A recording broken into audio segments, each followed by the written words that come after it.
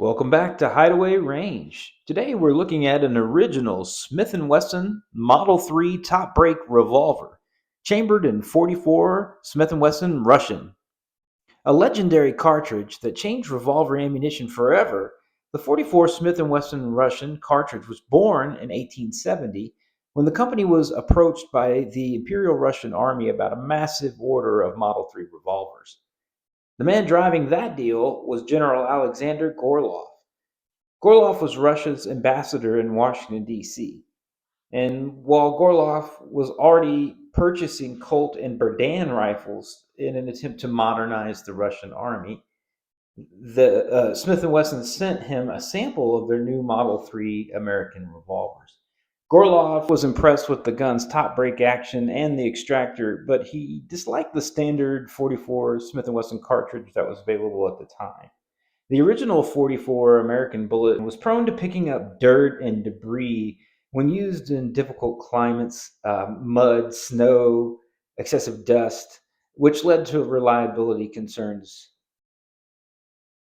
The 44 Smith & Wesson Russian, also known as the 10.9 by 22 millimeter R, reduced the bullet diameter so it sat completely inside the case and added internal lubrication grooves. It was able to obtain higher pressure and muzzle velocity than the 44 Smith & Wesson so-called American round, while staying controllable. So to have the higher chamber pressure, they lengthened the bullet case and redesigned the cylinder with step chambers to prevent the new high pressure ammo from being fired in older 44 Smith & Wesson American guns. The 44 Russian became the first commercially successful centerfire revolver cartridge that had a fully internal lubricated bullet. The design set the standard for almost every modern revolver cartridge that followed it, and the Russians ordered tens of thousands of guns. Some sources put the total at over 130,000 Model 3s. Smith & Wesson produced a few variants of these Russian models, which included tweaks like having this hump on the back strap here, a trigger guard spur, and these were features that were requested by the Russians for better control in the hand. Across the top, you can just make out the Smith & Wesson patent information. And then at the end there, you can see where it says Russian Model 3.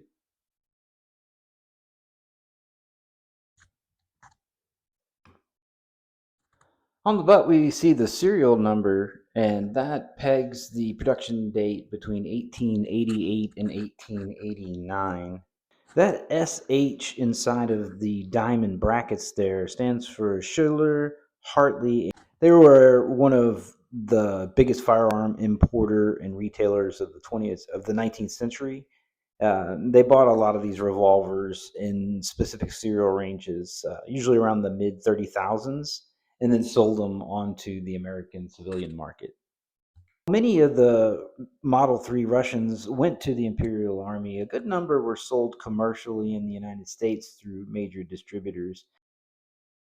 So this revolver's features and markings indicate, and probably went right into the commercial U.S. market through the well-known importer and retailer Schuler Hartley. These are top break revolvers. So you see how they're locked in right there with the little slot. You pull the hammer back just a little bit, then you go into half cock, pop that open. Then you auto ejects the shells you've got, locks back down, you can reload it, close her up. And remember, you're still at half cock, so the cylinder spins. And you're good to go.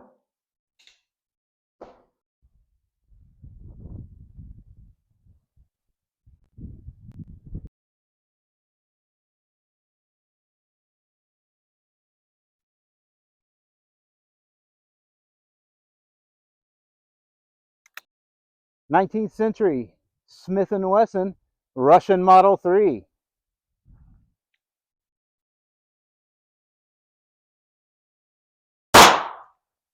Wow.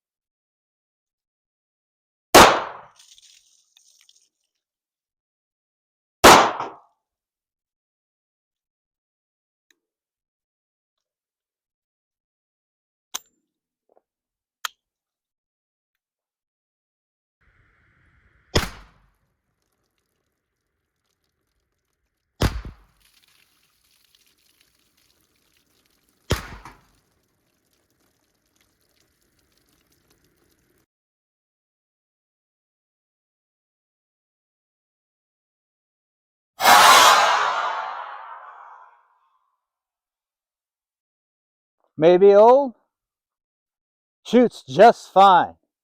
Thanks for joining Hideaway Range.